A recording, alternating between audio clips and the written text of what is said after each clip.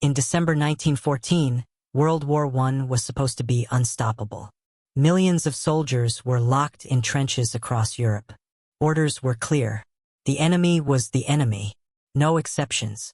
But something happened that no general planned, and no government approved.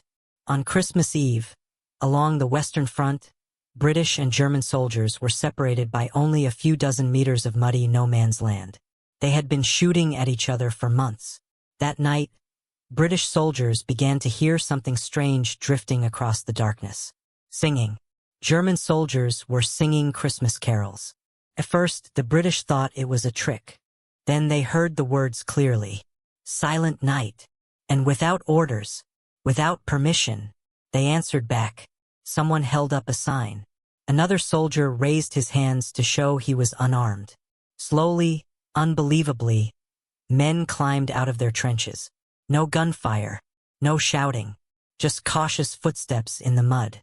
By Christmas morning, soldiers from both sides were standing face to face. Enemies meeting for the first time as humans. They shook hands. They exchanged cigarettes, chocolate, and family photos. Some even helped each other bury the dead who had been lying between the trenches for weeks.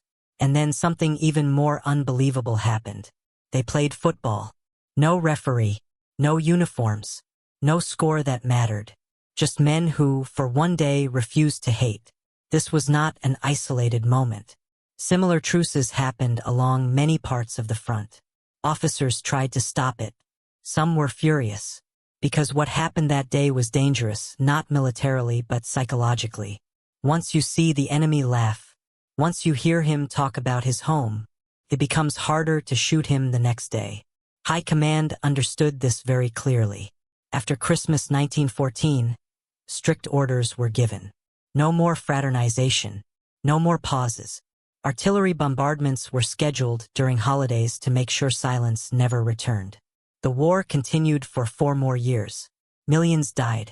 But for one brief moment, the soldiers themselves proved something powerful. That war requires constant reminders to keep going. Hatred does not sustain itself naturally. It has to be fed.